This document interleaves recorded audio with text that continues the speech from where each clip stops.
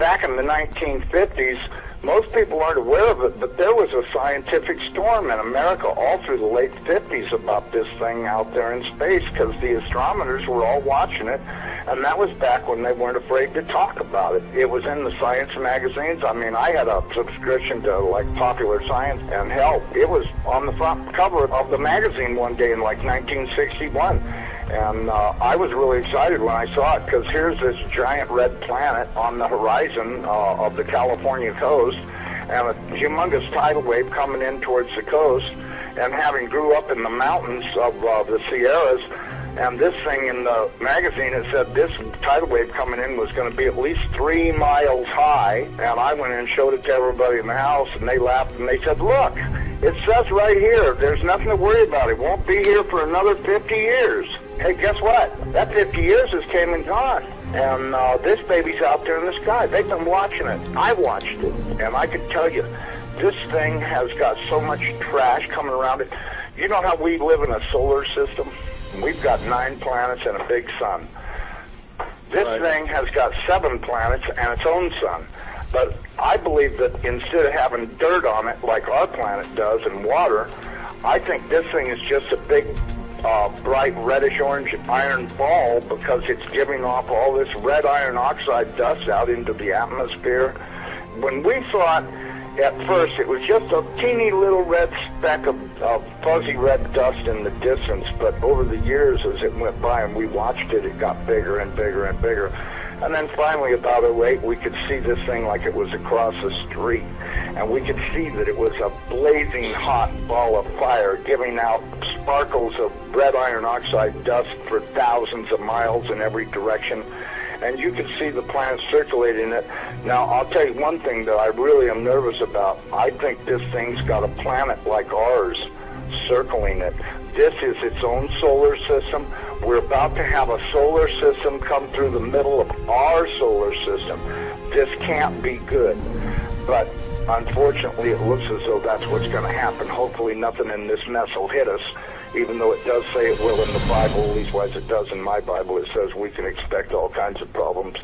We were looking at asteroids right close to this thing. There's asteroids that are floating around right near that are orbiting the main sun itself. These things appear to be about 500 miles across. And as you go back into the tail, you get into meteorites that go back for millions of miles in the tail. This thing looks like a giant red teardrop-shaped dust cloud.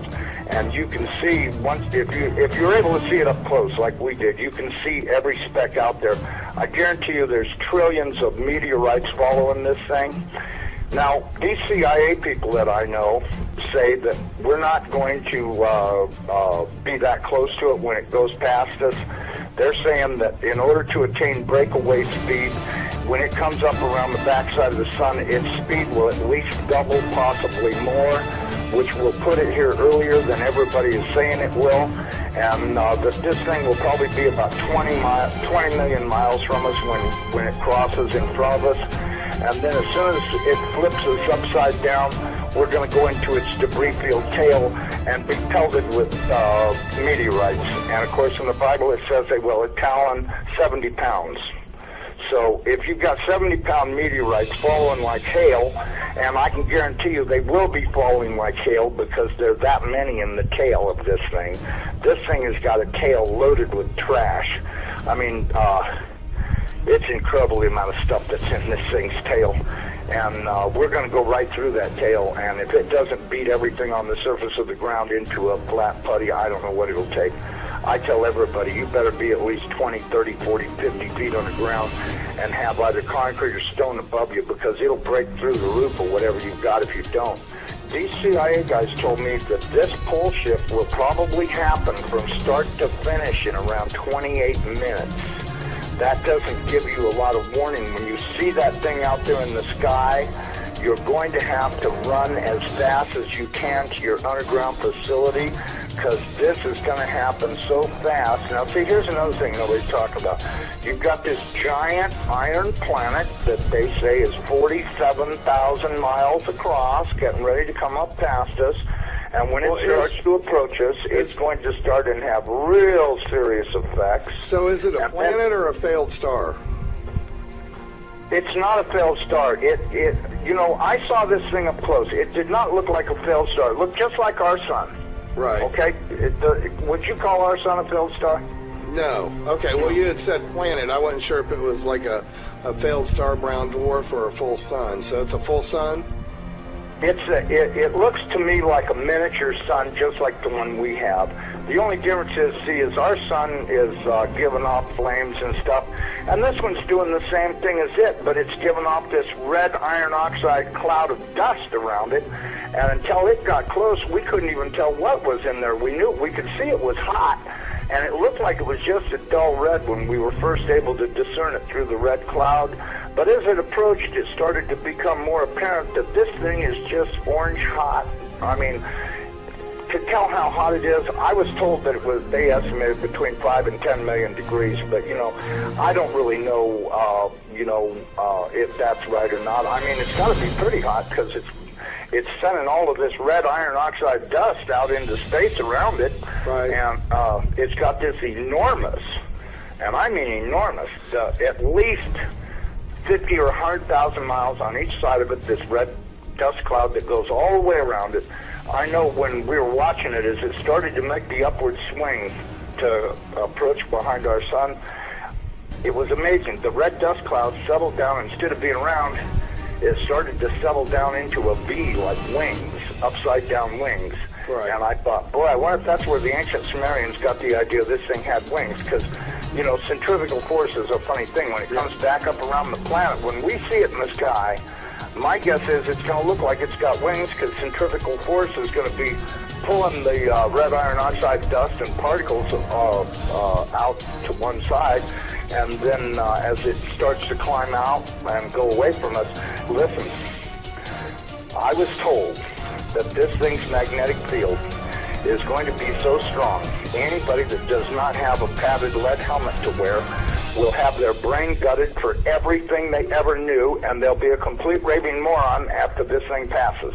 They'll they won't know, they'll pee in their pants. They won't have a clue what's going on, because this thing will gut their brain. And you know, I was reading a deal in my Bible. It says that after this happens, that nobody will care because they won't be able to remember it. Well, of course, I was told by somebody the reason that is because the electromagnetic field from this thing will be so strong, because, see, as it comes up underneath of us, it's going to start and pull us toward it. And then, just like a pair of big magnets, all of a sudden it's going to lock onto us. And when it does, it's going to be like the Jolly Green Giant hit the earth in the ass. It's going to send a jolt 500 to 1,000 foot high. This is what I'm told. 500 to 1,000 foot high shock waves all the way around planet Earth. They'll be so bad that in a lot of areas that don't have good solid soil, it'll fluff it so badly that you'll practically be like you're standing in quicksand. And that this thing's magnetic field will literally gut your brain of everything. And so you may want to give some thoughts to getting you some sheet lead, build you a little lead helmet to wear, you know, like a little motorcycle helmet to protect your entire brain and the back of your neck, so that way this can't happen. Because, you know, if these guys are right about this, and I'm pretty sure they are, because I know for a fact they know what they're talking about when they say stuff. And so, you know, and it does sound reasonable to me, knowing what I do about electromagnetic energy, that this could happen. So what you're hearing, folks, is the interview with a CIA buddy that saw exactly what we're talking about, going way back. He looked through the Hubble telescope. He says, I saw, like it was across the street. So when you have first-hand eyewitness that says, I saw it, he's describing what he saw. Now we know, we can tell he's not an astronomer. He doesn't even say the word correctly. He's probably not that educated in any of the field of science when it comes to this. But he was lucky enough to have a buddy that was there. He could take a glance into the Hubble telescope and see something that probably scared the bedoodles out of him. And they were looking at this thing back in the day when it wasn't being covered up, because they felt there was enough time. There was enough time to prepare down the road. It wasn't an immediate risk, so no big government cover-up yet. But then once somebody got a hold of it and said, listen, we can't let this cat out of the bag, because it might not seem dangerous today, but there'll be enough people making some waves, pardon the pun, that's going to cause some controversy and some conspiracy theories start running wild. So obviously it got covered up for a while, and then probably about the mid 70s, early 80s is when it resurfaced again. So here we are, folks, in 2017, 50 years later, after this insider has given his account of what he saw with the Hubble telescope back in the 60s. So we know the government has known about this for a long time. They have covered this up. And we have steadily uncovered the information, whether it be the U.S. Navy flood map, to all the information about Nibiru, Nemesis, and its planets in the solar system that's coming through our solar system. The data has been there. We have painstakingly uncovered it, and with the advent of the internet, the computer, and the social media, we have been able to pass this information along to one another very quickly. And so we know that the effects of what's happening with this solar system passing through us from history of recorded events is real. There's very biblical foundational proof that's happened in the past, whether it be pole shift of the Earth flipping on its axis,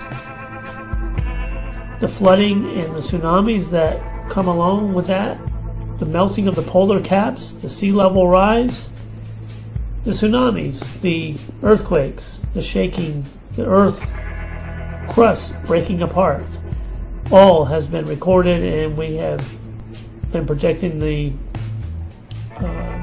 effects coming soon. The size of this Nemesis system in comparison to the Earth is staggering.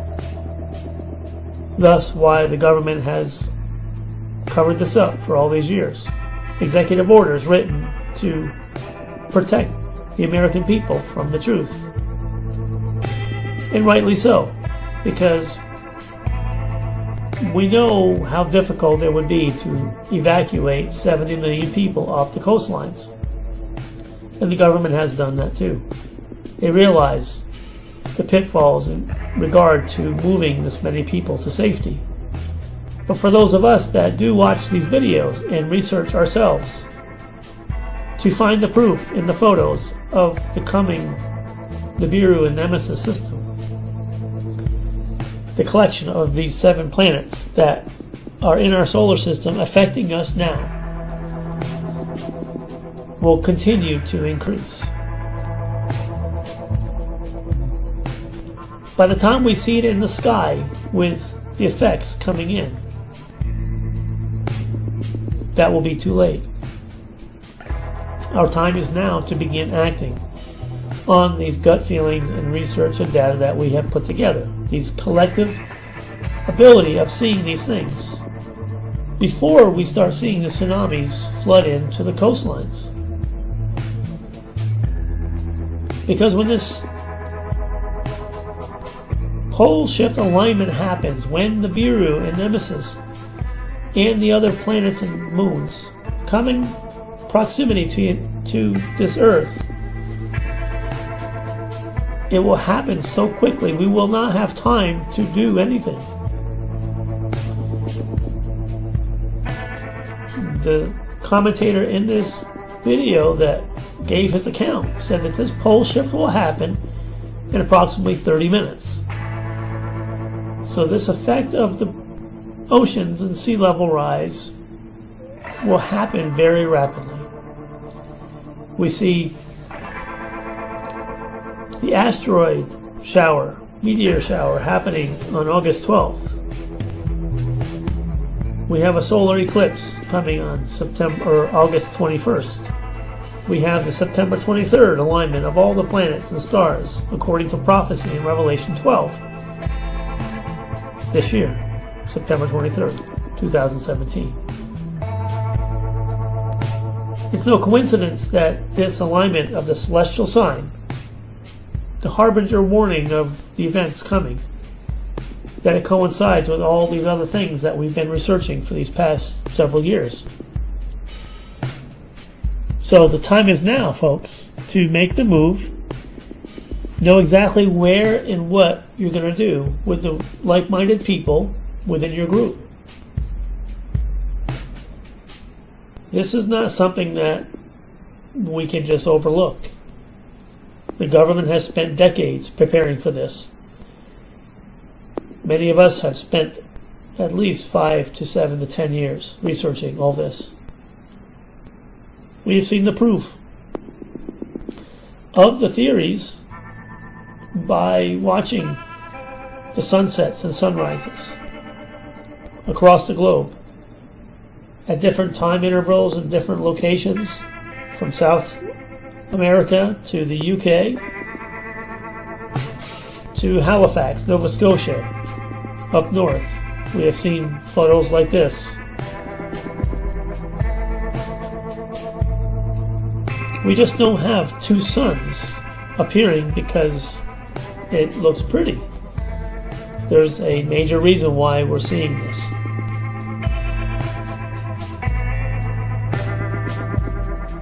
So for those who have done the research and have the gut and instinctive feeling inside to say it's time, I employ all of you to pray, be led by your spirit, share with others, and make a move. Act on what you're seeing and feeling and make it happen now, before it's too late. Because when we see it in the sky, it is too late. We'll see you on the other side, folks.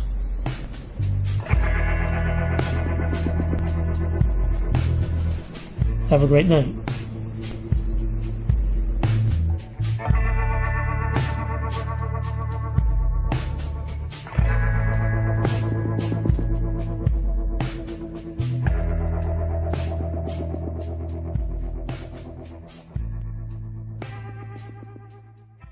However, before my research, if you would have asked me then if I think there is really a planet X, I would have said no. But if you ask me now, my answer will be yes. I believe there is a Nibiru in our solar system. Let me show you why. Originally, I didn't see how a huge planet, 4 times the size of Jupiter, can exist in our solar system without us knowing. But that is before I learned about TNO. Before I did extensive research on ancient prophecies, which, believe it or not, collaborated somehow. Let me put it this way. You may not recognize Nibiru when it comes, and the visit may be different from what you expected, but believe me, there is a Nibiru out there in our solar system. For people who are new to this Planet X Nibiru theory, let me give you a quick tour. According to the ancient Sumerians, the 10th planet Nibiru is on a highly elliptic 3,600-year orbit. It is called the Destroyer Planet, as when it comes, it will bring destruction and possibly the Doomsday. Wait, if Doomsday comes every 3,600 years, how come we're still here? Think about it this way. Many comets pass by our sun regularly. How many of them hit planets? The last and only one I remember was the Shoemaker-Levy 9 hitting Jupiter in July 1994. So maybe Nibiru's last flyby was harmless last time. But we may not be likely so lucky next time. Before jumping to any conclusions we cannot sustain, let me bring you another popular Nibiru theory. the planet Nibiru of Nemesis. Nemesis is supposedly our Sun's brown dwarf twin. The theory was first introduced in 1984, largely based on the Earth's mass extension 26 million years cycle. An evil twin 1.5 light years away, hidden beyond the Oort cloud, would be a perfect suspect. If Nibiru is a planet of Nemesis, it could explain how its occupants survived 3,600 years without a sun. Nemesis is Nibiru's travel companion and its portable generator. When the theory was introduced in 1984, it made great sense, and at that time, scientists believed that most stars are binary. Obviously, our Sun should not be an exception. However, scientists have determined that mass extinction happens more like every 50 million years, and two mass astronomical surveys, which ran from 1997 to 2001, failed to detect any brown dwarf in our solar system. While in 2011, NASA's David Morrison, who specializes in near-Earth objects, concluded that even with infrared telescopes able to detect brown dwarfs as far away as 10 light years, failed to find Nemesis. It is most likely that Nemesis does not exist. Of course, that is if you believe to do if they think the world will end tomorrow. Obviously, telling you will not be on the top of the list. They will build a bunker and plan shelters for people that may survive the doomsday Earth. And to avoid chaos, it is wise not to share the doomsday news with anyone. Plus, who can know for certain what will happen, right? If you think the government will always do the right thing, let me tell you what Nostradamus thought about that. Will be struck from the sky. One who cannot proceed any further. The secret closed up with the revelation, such that they will march over and ahead. If you have any doubts about Nostradamus' prophecies, check out some of my Nostradamus videos. When I compared his quatrains with historical events, I was shocked to find the unbelievable details revealed. Check out any of my videos and you will be surprised. This quatrain is grouped with 20 other doomsday quatrains in the second part of the Book of Prophecy, which I call the Doomsday Century. This quatrain seems to indicate that our government would get warnings from the sky, which can be divine or from aliens. The message warns us, do not proceed. It is a secret that will be kept from most of us, but the warnings were probably ignored, as the last sentence stated, quote, such that they will march over and ahead. Whatever the secret may be, it will be ignored, and we, mankind, will eventually face the consequences. So, if Nemesis does not exist and Nibiru is only a theory, why should we waste any more time talking about it? Actually, I think Nibiru does exist. It may be different from the mythical planet where Anunnaki reside, but it is there. Let me show you the proof about Nibiru's existence. Consider this. If you think the theory about Nibiru's 3,600-year orbit around the Sun is crazy, did you know Mars orbits the Sun every 687 days, but is already considered outside the Goldilocks zone that could harbor lives? What is the chance of life on Nibiru if Nibiru does exist? Plus, what is the chance of having a planet having a 3,600-year orbit? On the planet Eris, what you see is that it is called the most, means that we really don't know what we're talking about. Pluto and Eris both are known dwarf planets, and Tino, the so-called trans-Neptunian objects, those are minor planets with highly elliptical orbits. And if you search Wikipedia for trans-Neptunian object, a section called Putative Trans-Neptunian Objects of Planetary Size will jump out at you. It states, the existence of trans-Neptunian rock ice bodies of planetary size, ranging from less than Earth mass up to a brown dwarf, has been often postulated. for different theoretical reasons to explain several observed or speculated features of the Kuiper Belt or the Oort cloud. It was recently proposed to use ranging data from the New Horizons spacecraft to constrain the position of such a hypothesized body. Putative means generally considered or reputed to be. Doesn't this sound like an endorsement from Wikipedia? I guess Nibiru is not all BS after all. Another reason I believe planet Nibiru is real is based on what scientists found in 2003. Sedna is a red dwarf planet 86 astronomical units away from the Sun, which is about 3 times as far as Neptune. Its discovery helped push poor Pluto off the planetary lineup. But what is important to know is its crazy orbit. Its aphelion, which is the closest distance from the Sun, is 76 AU, but its perihelion is 936 AU, and it takes 11,400 years to complete an orbit. During its 11,400-year journey around the Sun, we can only get a glance when it is near us. So, can you imagine how many more planets we have not seen? Can you imagine how big the others may be?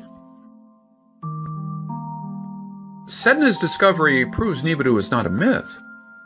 And then we found in 2014 FE72. It is another trans-Neptunian object, but this one has an orbit period of 90,000 years, with a perihelion of 36.3 AU and an aphelion of 4,000 AU. This really pushes our solar system. Why would life choose to grow on a planet so far away from the Sun? Well, I guess we don't get to pick our birthplace, right? We have to adapt to our environment, correct? Plus, life may have started on a beautiful, friendly planet till the planet changed.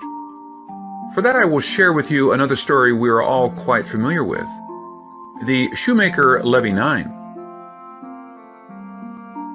Did you know before Shoemaker-Levy 9's impact with Jupiter, it was not orbiting the Sun?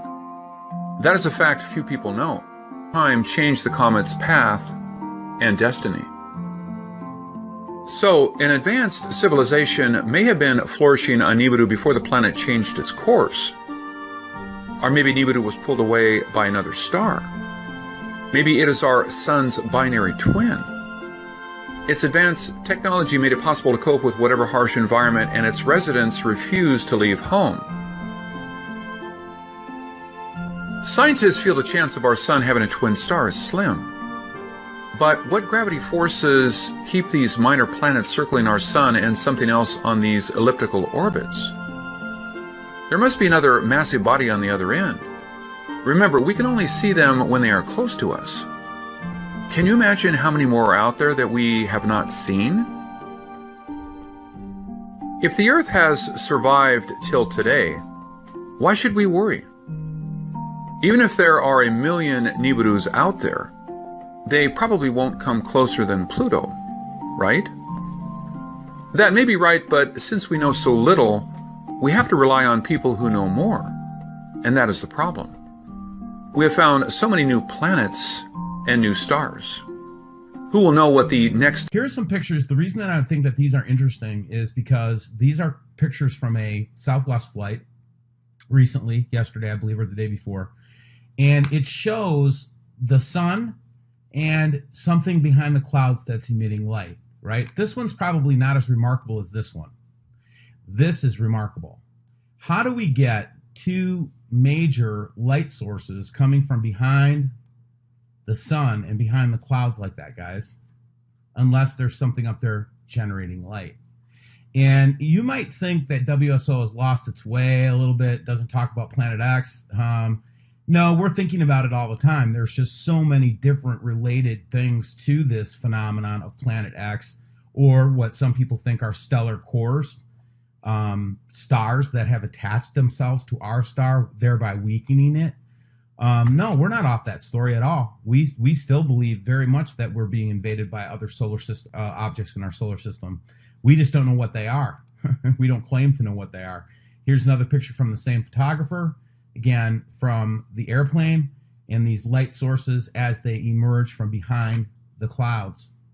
And then what I thought was interesting was I took a photograph that was taken a couple days ago from Canada that shows the two, what we might call stellar cores, or whatever they are, to compare to these photographs here, and that sometimes they're illuminated and sometimes they are not illuminated. And that was kind of an interesting observation. I wanted to thank the subscriber who sent these pictures from a recent Southwest flight over the United States, showing clearly something behind the clouds. I mean, that's not a lens flare, you know, that's from behind the clouds. And what it should tell us is that not only are we going through our own personal tragedies and our own personal struggles, the whole world itself is going through a struggle right now. It's going through a struggle between truth and lies. It's going through a struggle of sorrow versus joy. It's going through a struggle of life versus death.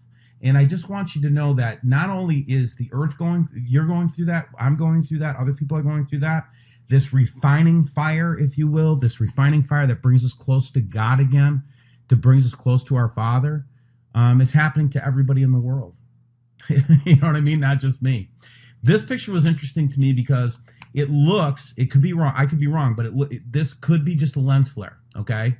But it does look like something from space can be focused on a very concentrated area of the Earth. That's what I saw in this picture. What do you see? I mean, it looks to me like from the ISS, it looks like this thing's beaming down energy. Jeff P. recently talked about, and Jeff P. is one of our great partners at WSO. He has the Nibiru Watcher channel on YouTube.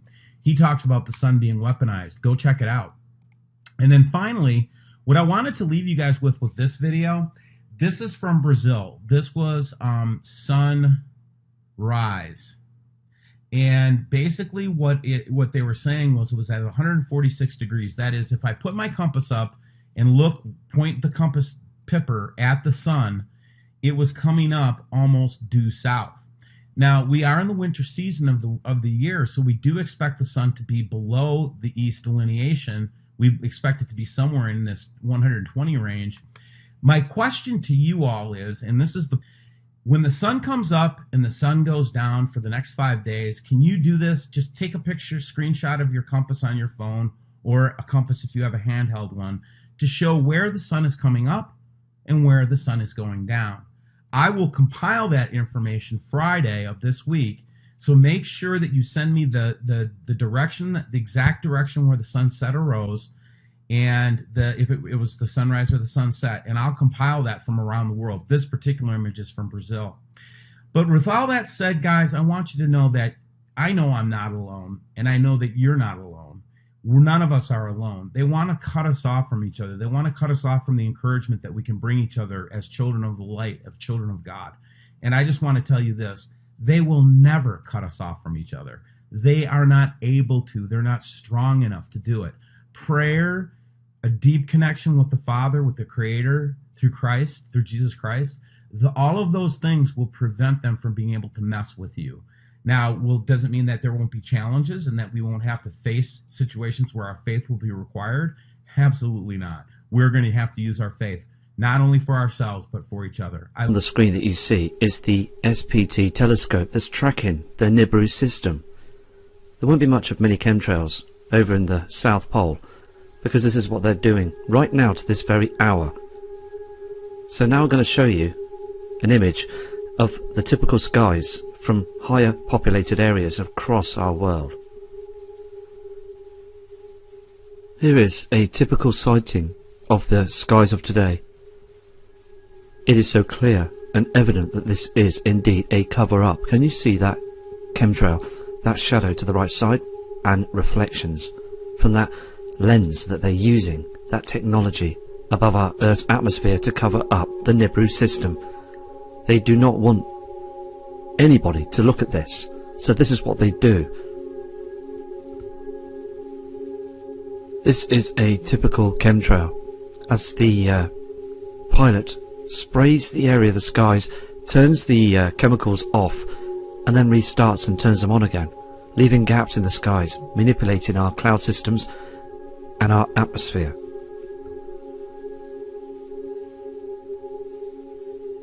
You can see clearly on this chem plane 6 nozzles for the chemtrails and 4 engines. Looking closely as well, you can see where they're spraying from the nozzles. This is happening again every single day, covering our skies, and they are getting away with this.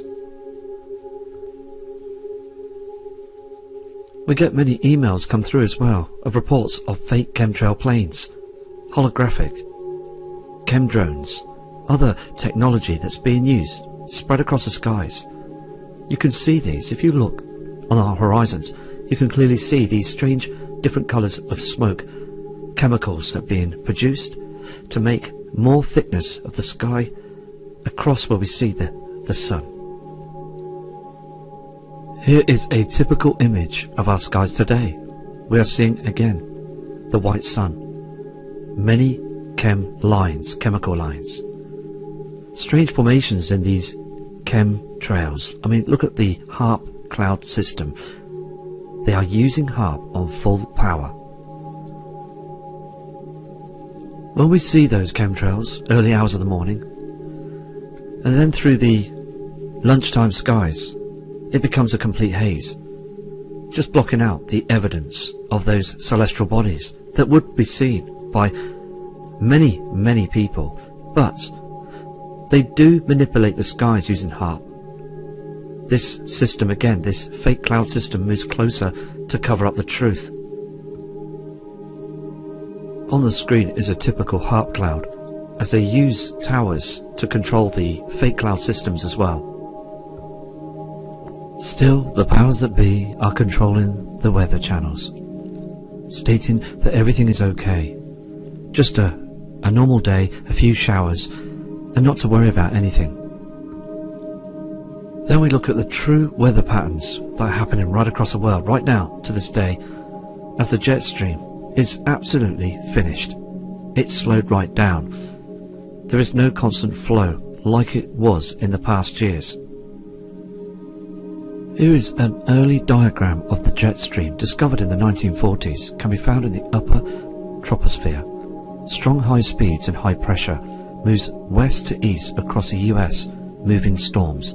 Can you see on the diagram as well the polar stream and the subtropical area as well? It is a constant smooth flow. And right to this moment, to this day, to this month, 2018, it's like this. It's broken up. It's finished. It's not a constant flow anymore. The North Pole is melting away. We're seeing strange weather patterns. Every day there is going to be a difference. This is why they chemtrail as well. Our Earth is being affected seriously by this incoming system. So as the jet stream has lost control, this is what they're doing, trying to manipulate the weather patterns. We're seeing far too much of this now. In the past 24 hours, we're still getting a build-up of earthquakes, like the 5.4 in Africa, 4.5 in the USA. I mean, it continues all across the world, and it will carry on continuing as our Earth's magnetic field is being affected by the Nibiru system. Another serious situation is wildlife across the world is being hugely affected by these chemtrails, all these chemicals being pumped into our atmosphere, all because they want to hide the truth. From looking down towards our Earth, this is what the skies are like today. Many chem lines being sprayed. Still, they serve the members of the public across the world, these devices, and these devices are just there to distract the people from looking up to the heavens. Yes, you've guessed it. Chemicals, chem lines in the skies, different colours beaming off the area that we see of this simulator, this sun that's behind it, showing the truth, showing the different reflections. So now, what I'm going to do is, I'm going to now produce more images as well, coming in right now to this hour, showing the truth by these fantastic people in our community. Here we have an image that's come in from Iris Turner from Florida. I'm going to zoom in and show you this image. What we're seeing here again is a typical chemtrail that's in the center of the screen. Let me just zoom in closer for you for this as well. Get this sorted. What we're seeing here again is chem lines. These are not natural. These have just come in. So again, in Florida, they are spraying the skies very heavily. Can you see again this reflector? Look at the shape of this. They don't want you to see this. They don't want you to see the different colours. It's far too bright on the screen here. Here we go again. We've got the typical chemtrail. We've got the strange reflection that's above the area, again, from the reflector. Chem lines. Everything on the screen is just poison. It's not natural. It's not good for any of us. When you look at the photograph again in detail, you can see the dimming that's going on. The natural sun is behind this.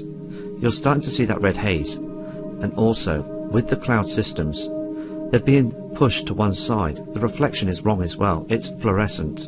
Even on the ground where Iris lives in Florida, you can see that dark shadow. She's collecting these photographs daily to produce, to show you exactly what's going on. And indeed it is serious, isn't it? Because something that's not being said by media is very, very serious. They don't want you to see or look up to this truth. Let me move to now Iris's next photo. Here we have the next image that's coming again from Florida. Now look in detail with this photograph. Okay, look on the ground, look at the grass, the trees, even the road. The reflection is wrong from this object in our skies. It is not our sun. Our sun would produce a golden reflection, a natural colour reflection in the skies. Beaming down to the ground, you can see a number of chemtrails being sprayed, one in the centre of the screen, one to the right. And what I was looking at in detail was this red haze around the area that we see the reflector just above, reflecting on those strange formations. That red colour is coming through from the Nibiru system. Look again on the horizon to the right side. You're seeing those lowered cloud formations. The natural clouds are not doing anything. They're not protecting us. From when you look at those clouds on the horizons, think back to the 1980s. You remember that those cloud formations were in front of the natural sun. This proves as well that our sun is in deep trouble. It's acting very strange. It's dimming. It's darkening. Without the reflector, we would just see a very dark sky all through the day. And then people would straight away, without a shadow of a doubt, wake up to the truth.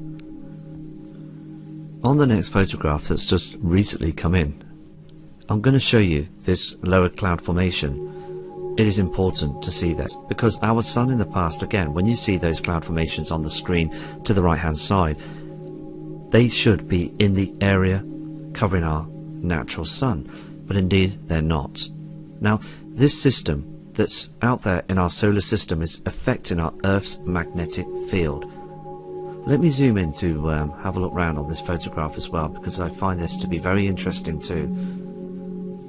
Looking down here, we can see loads of chemtrails, chem lines in the skies. Here is our natural cloud formations. But when this dimming occurs, which I've spoke about in the past as well, just like on Iris's photos, look again. This cloud formation should be white and bright with a slight golden haze from the natural sun. But what we're seeing is a dimming, a dark sky showing this dark cloud system. It's not natural what we're seeing here on the screen. Going here also, we're seeing formations, chem formations, a pink haze, but also this reflector that's beaming the wrong colour. It's happening every place right now, even through the UK as well. We're seeing this happening.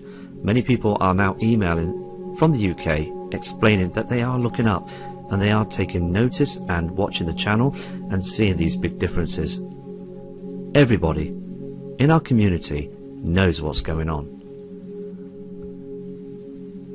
This is the last attachment from Iris. Look at those strange formations in the skies. Here we have to the right hand side the reflector. Those chemtrails again make the reflector beam a lot stronger when those chemicals react. to the light sources up there. Look at the left side. We've got a pink haze. Everything on the screen again is unnatural. When you look down to the ground, to our Earth, where we live, we would like then to also see the blue sky, the yellow sun, and normal cloud formations. So, with these photos, this is just showing the truth that this agenda is still carrying on. Okay, now I've just had an email as well that came in 8 hours ago at 3:07 p.m. from Florida. It states as well, does any of this look normal? Large dark shadows. Now, I'm going to now show you these attachments because again, this is very important. Okay, on the first attachment, it all looks normal, but indeed it isn't. We've got to look through the cloud system and notice what they've been doing above. Let's just check this out here on the photograph. If we zoom in, we are starting to see what is going on. Can you see the chemtrails? Can you see these strange formations in the sky again? Chemicals. Everything here. We've got the chemical lines, chemtrails here as well. I mean, it's all again just above the cloud systems being sprayed heavily. Just another huge cover up of the skies. Let's just zoom out on this as well. We go back out. There's lots of things going on here on the photograph, isn't there? Please observe the skies. Now, what you're seeing as well is a dark shadow, just here. Can you see the blue skies here, and down here and here? We've got a dark shadow that's being covered up. They are spraying the skies.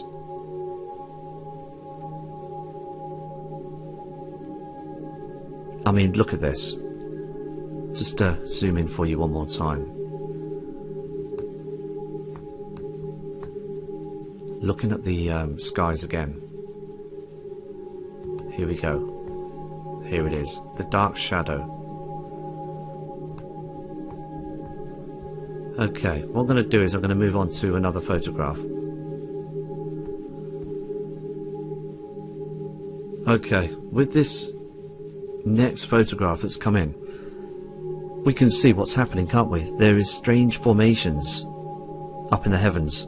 To the right hand side you're seeing the simulator. Look at the dark shadow to the left side. On the buildings just below as well you can see this white dark dimming of the area that we're seeing of this reflector again. All the photos are just showing the truth. I mean, look again, look at these chem lines in the skies. Every single day it's a cover up. Like I said just earlier on the video, the news media, the weather channels are still saying that everything is normal. But again, when you look at the photographs that have just come in very recently from Florida, it is indeed not normal. Look at the dark shadow above on this photo. To the right side you've got that pink haze cutting through. You've got the reflector, the area that we see of the sun. The yellow sun that was there before many years ago has now changed its colour. On the photograph here as well, something is going on. Look straight at the area that we believe to be the sun. Can you see that pink colour reflecting through on that cloud formation? Look at the dark shadows, chemtrails above as well. It is totally a big cover up. Now, I've got many more photos that are going to come through on another video.